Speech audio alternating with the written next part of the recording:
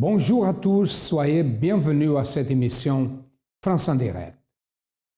Je vais vous parler d'une chose très intéressante parce que quelqu'un m'a posé une question. Quelqu'un a dit, vous parlez beaucoup de prospérité. Vous parlez aussi de Dieu, de miracles. Est-ce que vraiment la prospérité, c'est une chose agréable devant Dieu? Est-ce que Dieu aime que nous soyons prospères? Je ne sais pas pourquoi cette question, quelle est la réponse que la personne qui a posé cette question veut recevoir, mais je vais vous dire une chose. Si vous êtes père, vous avez vos enfants, et vos enfants vivent dans la misère, ils travaillent, mais ils n'ont pas la possibilité de manger le meilleur. Ils vivent dans une petite maison, sans de grandes conditions. Qu'est-ce que vous faites? Quelle est l'attitude que vous prenez par rapport à vos enfants? Vous aimez qu'ils soient comme ça ou vous allez aider, vous allez faire tout pour qu'ils aillent le meilleur? Alors, c'est la même chose avec Dieu. Nous disons Dieu est Père. La Bible parle de beaucoup d'hommes qui ont été riches. Abraham était riche et Dieu a fait de lui le principal de la foi, n'est-ce pas? David était quelqu'un qui vivait pauvre, d'une famille pauvre. Il est devenu riche, roi d'Israël. Salomon, son fils, et d'autres. Ils ont été des personnes que Dieu a bénies. Alors, pourquoi pas aujourd'hui? Quelle est la différence? Beaucoup de personnes pensent que Dieu aime le pauvre. Dieu aime le pauvre et Dieu aime le riche.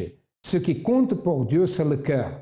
Si nous servons, si nous soyons obéissants, si nous pratiquons, si nous sommes obéissants, si nous pratiquons la foi, alors pourquoi pas ne pas être prospère? Certainement, Dieu aime que ses enfants aillent le meilleur. Et au centre d'accueil, sont beaucoup de personnes qui ont prospéré parce qu'ils ont suivi cette direction et à travers la foi ont prospéré. Regardez le témoignage de cette personne qui a participé d'une campagne d'Israël. Avant d'arriver au centre d'accueil, déjà je venais de la Bretagne. Je venais de la Bretagne, je n'avais pas de travail là-bas. C'était mes parents qui m'aidaient, qui subvenaient à mes besoins. Parce que c'était un peu difficile là-bas. Alors j'ai voulu venir sur Paris pour travailler, pour changer de vie, quoi. Et quand je suis venue sur Paris, j'avais un travail, j'avais un CDI, j'avais tout, mais là c'était le problème de logement. Je me suis retrouvée sans rien, j'avais pas de paix, je ne savais pas comment changer ma vie, comment trouver un appartement. J'ai un CDI, j'ai les papiers, j'ai tout, mais il y avait un blocage totalement. Je faisais de famille en famille, des amis et tout ça. Et puis, un jour, j'ai dit que ça ne va pas continuer comme ça. Il faut que je trouve un logement. Jusqu'à temps, je me suis retrouvée à dormir dans ma voiture où je travaillais. La société m'a prêté une voiture. Et c'est dans cette voiture-là que je dormais. Pendant 5 mois, je dormais dans la voiture. C'était vraiment difficile. Moi-même, je me demande comment j'ai fait pour dormir dans une voiture. Parce que c'était difficile, je ne savais pas, je travaillais la nuit et je venais parfois à l'église et l'après-midi, j'allais dormir dans la voiture pour me reposer pour aller travailler plus tard. Moi, je ne parlais pas trop aux gens parce que j'avais tellement honte, j'avais la honte, pour moi c'était l'humiliation de dire aux gens que vous dormez dans une voiture, c'était humilié, j'étais humiliée. Oui, j'avais pas de paix, j'étais stressée, je ne savais pas comment commencer, comment ça allait finir, je ne savais pas quoi faire. Et jusqu'au jour où j'ai rencontré une amie qui m'a parlé d'un centre d'accueil. Et c'est quand il m'a parlé, il m'a dit, j'ai un endroit, et j'ai expliqué mon cas, il m'a dit, j'ai un endroit, je vais t'emmener et Dieu va changer ta vie. Il m'a dit, ça va changer ta vie. Voilà. Alors, je suis arrivée par une amie qui m'a passé un summer, qui m'a dit, tiens, je vais te donner ça il y a un endroit qui va changer ta vie. Et j'ai voulu venir parce que quand il m'a dit ça, il a dit quand est-ce que tu m'emmènes? Et puis elle m'a dit d'accord, dimanche, c'était un dimanche, je suis entrée Je suis venue un dimanche avec elle. Et puis quand je suis venue, j'ai trouvé que tout le monde était joyeux, tout le monde était... J'ai trouvé comme si c'était un endroit que je devais être. Et à ce moment-là, j'ai commencé à faire des prières, j'ai prié, j'ai dit, il faut que je revienne. Je suis revenue parce que tous les jours, tous les matins, je venais. Et j'ai trouvé, j'ai fait les vœux, les propos, tout ce qu'on machin, je faisais. Et par la suite, quand ils ont prononcé la campagne d'Israël, et je ne connaissais pas c'est quoi la campagne d'Israël, ben, je l'ai fait. Ben, bon, ma copine m'a dit, j'ai demandé, j'ai dit, mais il va demander à un pasteur. J'ai demandé au pasteur, il m'a dit, c'est quoi la campagne d'Israël? C'est pour tout. Et quand j'ai dit, Seigneur, je l'ai fait, mais j'ai fait comme ça. Je n'ai pas fait avec... voilà. Et quand je l'ai fait, je l'ai fait. Et je n'ai pas eu le résultat. Mais après, la prochaine campagne, quand je l'ai fait, j'ai dit non, c'est le tout contre le tout de Dieu. Et c'est à ce moment-là que Dieu m'a béni. Quand j'ai fait mon tout, j'ai donné mon salaire. J'ai dit, Seigneur, je te donne, voilà, je reste sans rien, je te donne. Ah, je voulais... Tellement que pendant la campagne, franchement, le dernier jour de la campagne, je ne savais pas où dormir. J'ai pris la voiture, j'ai été devant l'église. J'ai dit, Seigneur, aujourd'hui, c'était le dernier jour de campagne, je dors devant l'église, tu vas changer ma vie. Et c'est quand j'ai fait ça, j'ai dit, c'est la dernière fois que je dors dans ma voiture. Et je suis dormie devant l'église. Et une semaine après, il m'a béni. Je ne savais même pas comment payer l'appartement parce que j'ai fait la campagne avec l'argent. Alors Dieu a ouvert la porte, il y a quelqu'un qui m'a aidé à prendre mon appartement. Et Dieu a fait beaucoup de choses dans ma vie. Dieu m'a restauré ma vie. Jusqu'à maintenant, toutes les campagnes que j'ai faites, je vois des bénédictions. Alors là, quand j'ai mis les pieds, je sentais que je revivais. Je dis Seigneur, merci. J'étais dans la joie.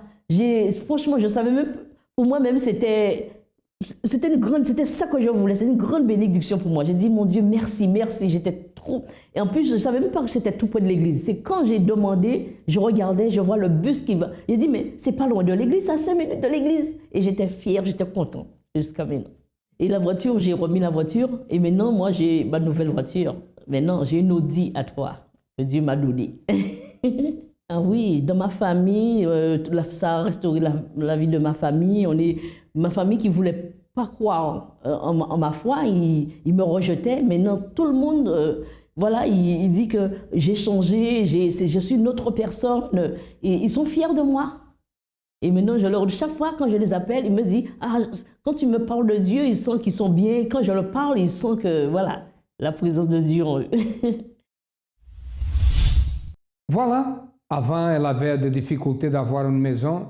Aujourd'hui, elle a son propre appartement. Elle a sa propre voiture, acheté le meilleur. Elle a une vie de prospérité, prospère. Pourquoi? Parce qu'elle a pris une décision.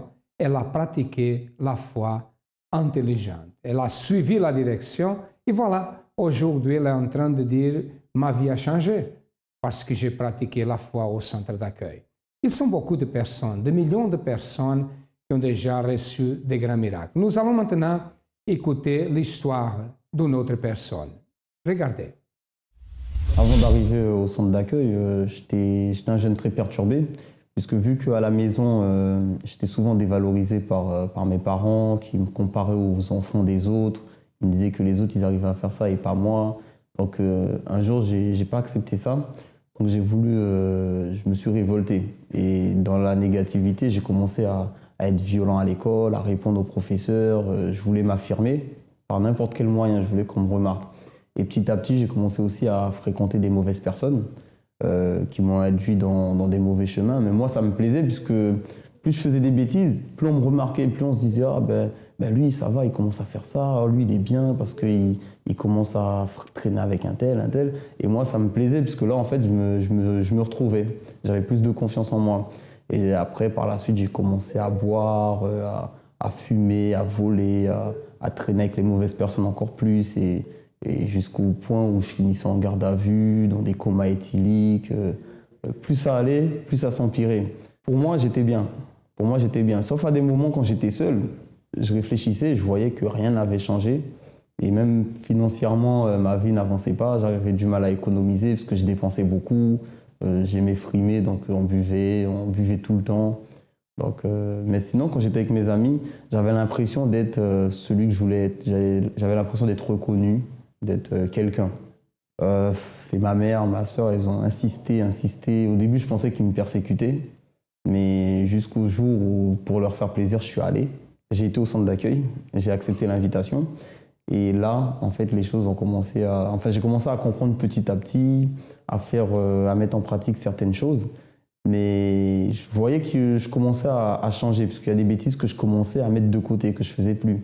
Mais par contre, en ce qui concerne ma vie professionnelle, il y avait toujours un blocage, puisque je n'arrivais pas encore à atteindre mes objectifs. Donc je me disais, bon, au moins ça commence à changer. Donc je commençais à m'accommoder là-dessus en disant, bon, au moins ça va, là je commence à être mieux, et puis voilà. Isaac était un jeune qui était vicié dans l'alcool et la cigarette. Et je profite pour parler de la cigarette. La cigarette, c'est un vice, c'est une drogue qui tue lentement. C'est un suicide lent. Ou soit la personne, tous les jours, elle est en train de se suicider, de pratiquer le suicide, parce que la cigarette, un jour, apporte le cancer de poumon ou d'autres. Mais il était vicié dans la cigarette et dans l'alcool, était un jeune perdu, en colère, comme beaucoup de jeunes, comme beaucoup de personnes, beaucoup d'adultes dans ce monde. Il n'avait pas une direction. Mais un jour, il a trouvé le centre d'accueil. Une fois arrivé au centre d'accueil, donc j'ai commencé à comprendre comment ça se passait, les démarches que moi aussi je devais faire, parce qu'on doit faire notre part. Donc j'ai commencé à faire en premier des propos pour ma vie spirituelle, parce que comme j'étais très nerveux et très rancunier, donc j'avais beaucoup de personnes à pardonner. Il y a des choses que je ne pouvais pas imaginer que je devais pardonner à certaines personnes. Donc quand j'ai compris ça, j'ai dû faire des propos, des jeûnes de Daniel, parce que ça m'a permis de me concentrer à 100% sur les choses de Dieu, des campagnes d'Israël pour ma vie spirituelle, pour pouvoir pardonner par exemple, ou même pouvoir accepter les autres autour de moi. J'ai dû faire un combat sur moi-même pour pouvoir accepter en fait les autres comme ils sont. Parce que j'avais quelque chose, c'est que je me sentais supérieur à beaucoup de personnes et je ne pouvais même pas parler avec n'importe qui parce que soit je les voyais trop inférieurs à moi. Donc j'ai suivi les propos, j'ai été le vendredi faire la délivrance puisque j'étais tellement nerveux, j'avais beaucoup de violence en moi, de la haine. Et il fallait que je pardonne mes parents, certaines personnes qui m'ont trahi. Et puis voilà, j'ai dû faire un combat sur moi vis-à-vis de ça. Pour moi, le sacrifice, au début, je ne comprenais pas. Mais je me suis lancé parce que je me suis dit, je suis dos au mur. Mais après, petit à petit, à force d'écouter la parole, j'ai compris qu'en fait, c'était une opportunité. Et quand je voyais les résultats, parce que malgré que je le faisais dos au mur, je le faisais sincèrement. Et à force de voir les résultats, petit à petit, je commençais à comprendre que le sacrifice, c'est un moment où c'est une opportunité où on doit se donner à fond. Et c'est un changement radical. Beaucoup de choses qui sont arrivées à travers le sacrifice sont arrivées beaucoup plus vite que des choses que j'ai fait avec des chaînes de prière ou des choses que j'attendais. Avec le sacrifice, il y a des changements intérieurs qui sont arrivés beaucoup plus vite que prévu. Pour ma vie professionnelle, c'est par rapport aux propos du possible. Donc, je ne pouvais plus accepter d'être toujours dans la précarité, c'est-à-dire des emplois, j'en trouvais. Ça m'est même déjà arrivé d'avoir des CDI et de quitter parce que ça ne me plaisait pas ou parce que j'étais instable. Donc, je commençais à me dire que ce n'était pas normal puisque à l'allure où ça allait, j'allais jamais faire de projet, j'allais jamais faire des choses personnelles. Donc, je me suis dit non, cette fois-ci, si Dieu il a réveillé des ossements, donc là, il fallait qu'il fasse quelque chose dans ma vie professionnelle parce que je voulais un changement radical. Donc là, durant ce propos, j'ai sacrifié sur l'autel, je suis allé sur l'autel et là, c'était entre moi et Dieu. Et le mardi, mon patron, il me convoque et arrivé là, il me dit « Isaac, franchement, vous êtes un gars très bien, tout se passe très bien, sauf que pour le moment, on va vous proposer un CDD de 6 mois encore, comme ça, on va continuer l'aventure ensemble parce que vous êtes quelqu'un de bien. » Et là, franchement, dans ma révolte, je lui ai dit « Non, franchement, monsieur, tout se passe bien entre vous et moi, mais je ne peux pas accepter un CDD. Cette fois, si vous voulez me donner un CDI, je reste. Sinon, dans ce cas, je suis obligé de partir puisque mon contrat il est fini et vous me donnez un CDI. » Et il m'a dit non, mais vous êtes malade, c'est la crise, faut pas partir et tout. Dans 6 mois, ça ira bien, vous aurez un CDI. Là, cette fois, j'ai dit non. J'ai refusé. Et vu que j'avais fait mon sacrifice, franchement, j'ai clamé, j'étais révolté. Je disais à Dieu, non, Seigneur, cette fois, je veux donner mon témoignage, je veux qu'il se passe quelque chose dans ma vie et je veux voir le changement. Et 3 jours après, il y a l'intérim qui m'appelle en me disant, oui, bon, monsieur Isaac, on vous propose une mission en intérim, si vous voulez accepter, venez. Donc comme je devais faire ma part, je suis allé. Je me suis dit, bon, je vais aller, peut-être que c'est là que ça va commencer. Donc je suis allé dans la mission. Et arrivé là-bas, le patron, il vient, il me dit bonjour, ah c'est bien, vous êtes en avance. Il me félicite déjà, donc j'étais content. Après il me dit, mais est-ce que vous avez telle formation, tel CACES, des permis d'engin? Je lui ai dit non, franchement, moi j'ai rien de tout ça. Et là, il a commencé à s'énerver. Il était fâché, il m'a dit non, mais comment ça, on vous a fait venir ici, vous n'avez pas de permis, vous n'avez pas de CACES, vous n'avez rien, mais c'est pas normal. Je lui ai dit oui, mais l'intérim m'a dit de venir, je suis venu. Et il m'a dit ouais, ben, moi ici, à partir de maintenant, je ne travaille plus avec les intérimaires, je prends que des gens en CDI, parce que là, ça ne marche plus, c'est plus possible. Et là, franchement, j'avais tellement rien à perdre. Je lui ai dit, bah, monsieur, dans ce cas, bah, donnez-moi un CDI, comme ça, l'histoire est réglée. J'ai travaillé avec vous en CDI, si vous ne voulez pas d'intérimaire. Là, ça l'a énervé encore plus. Donc je suis parti, il m'a quand même gardé parce que j'étais venu, j'ai fait ma soirée, j'ai travaillé. Les autres travaillaient avec les engins et moi je travaillais à main, tu vois, à main nue. Et j'ai fait ma journée à fond parce que je me suis dit non. Là, je vais faire tout ce qu'il faut faire bien, même s'ils ne me gardent pas, au moins ils vont garder une bonne image. Parce que maintenant, ça c'était mon objectif d'avoir un bon caractère et des bonnes attitudes. Et ensuite, à la fin de la soirée, au moment où j'allais partir, ah ben, il a envoyé le chef venir me voir en courant. Il m'a dit Isaac, ne partez pas, ne partez pas. Franchement, vous nous avez impressionnés. On ne sait pas ce qui s'est passé. Tout le monde dit de bien de vous. Vous avez eu beaucoup d'encouragement. Les autres vous ont félicité. Vous avez quand même réussi à faire autant que certains qui ont les machines. Franchement, on ne sait pas comment vous avez fait. Mais on ne peut pas vous laisser partir sans vous proposer un CDI. On veut vous garder. On veut que vous soyez avec nous. Il a dit non, venez aujourd'hui. Ils m'ont appelé, ils m'ont dit non, venez tout de suite parce qu'en fin de compte, on ne va pas attendre les 2 semaines parce qu'on ne veut pas que vous trouviez quelque chose d'autre entre-temps. On veut que vous commenciez tout de suite avec nous parce qu'on ne veut pas vous perdre. Et du coup, le jour même, je suis allé. On a signé les contrats et tout s'est bien passé. Et en fin de compte, le contrat que j'ai signé, c'était un CDI comme je voulais. Mais par contre, le salaire, il est beaucoup plus élevé que l'ancien travail que j'avais. Et le poste, en fait, il est beaucoup plus important que le poste que j'avais avant. Donc, à travers le sacrifice, Dieu m'a donné ce que je voulais, mais à sa façon. Et maintenant, financièrement, je commence à reconstruire les nouvelles bases pour mes projets. Le centre d'accueil, pour moi, c'est comment dire, un lieu d'apprentissage, de transformation, c'est aussi une famille. Il n'y a pas de mot précis, parce que quand on arrive au centre d'accueil, c'est la vie, en fait. C'est une vie. Je renais, en fait, au centre d'accueil. Voilà, la vie d'Isaac a changé complètement, comme la vie de beaucoup de personnes, et votre vie peut changer aussi. Mais il faut avancer, il faut donner un pas en avant. Il faut prendre une décision. C'est pour cela que les portes du centre d'accueil sont ouvertes du matin au soir. Sachez que nous sommes là pour vous aider. Nous allons maintenant écouter d'autres témoignages, voir d'autres témoignages et après nous retournerons.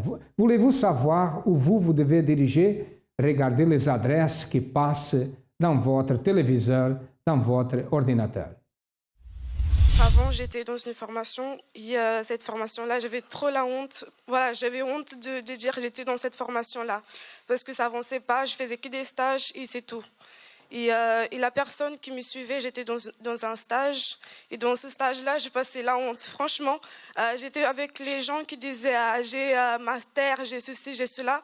Et moi, j'avais rien et j'étais là. Et personne ne me calculait. J'étais dans une salle et je faisais que archivage. Uh-huh. Et après, il y a la personne qui me suit à l'école m'a envoyé mon CV à une grande société. Et cette société-là m'a appelée en me disant de passer le test. Donc, quand je suis partie passer le test, il y avait une autre personne que je connaissais, que je parlais de l'église. Et cette personne-là était très, très intelligente. Ouais. Et moi, je disais, quand je l'ai vue, j'ai dit, c'est mort. Je vais pas passer.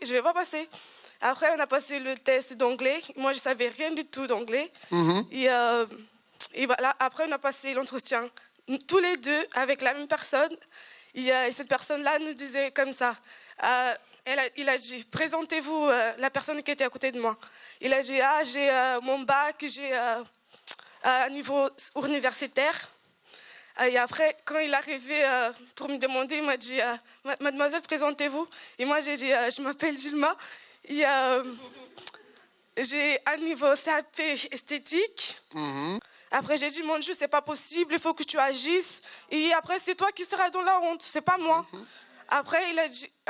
Vous êtes révolté, hein? Voilà, je me suis révoltée. Après, le monsieur m'a appelé. Je pense que j'étais la première personne à être contactée. Il m'a dit, mademoiselle, vous commencez le jour en CDD, 17 mois. Et la semaine dernière, j'ai signé un CDI. Voilà. Ça veut dire que la place, c'était pour vous. Voilà. Et l'autre, non. Tous les deux, en fait, on a été prises. Ah, ils ont pris les deux. Voilà. Vous, même sans avoir beaucoup de moyens, capacités, ils vous ont pris quand même. Oui. CDI. Oui. À travers le sacrifice. À travers le sacrifice. Qui a fait cela? C'est Dieu.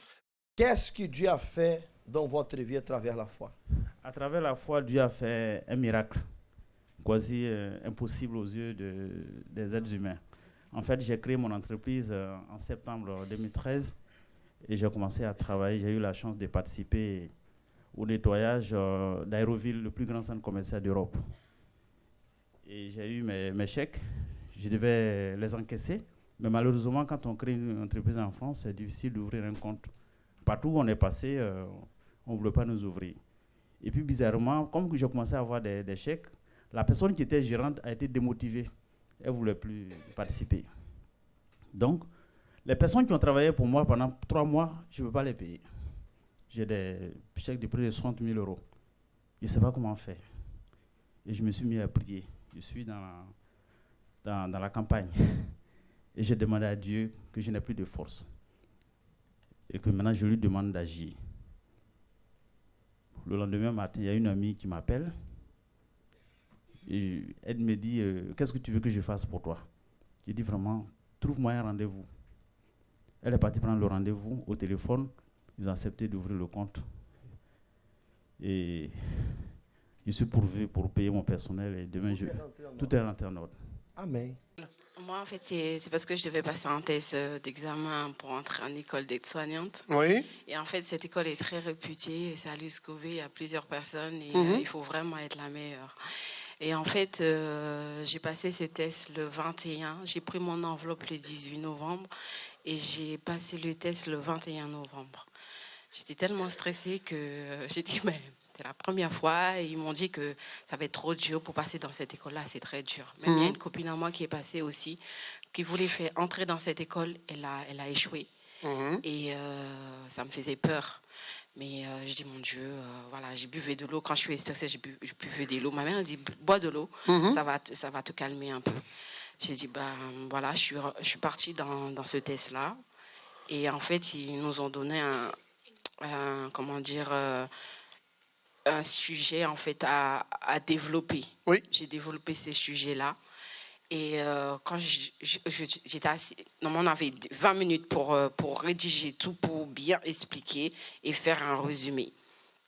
Quand j'ai fini, je suis assise, j'entendais attendre, mon cœur est stressé. Et en fait, c'est que je passais ces tests-là, je me sentais à l'aise, je parlais, j'expliquais le problème, développer tout ça. Et en fait, j'ai dit, ok, d'accord. Ils m'ont dit, pour moi, c'est bon, vous allez recevoir le test dans pas longtemps. Et c'était le 21, je crois que c'était mercredi, jeudi, vendredi, sortie du travail. J'ai dit non, je ne vais pas aller au boîte aux lettres tout de suite parce que j'ai peur d'avoir une mauvaise nouvelle, je ne vais pas ouvrir. Je monte chez moi et après, vers 18h, je vais descendre pour aller chercher mes enfants. J'ai descendu, j'ouvre la boîte aux lettres. Et là, j'ouvre le courrier et j'ai eu la meilleure note, la meilleure. J'ai eu 19 sur 20. 19 sur 20? 19 sur 20. C'est vrai?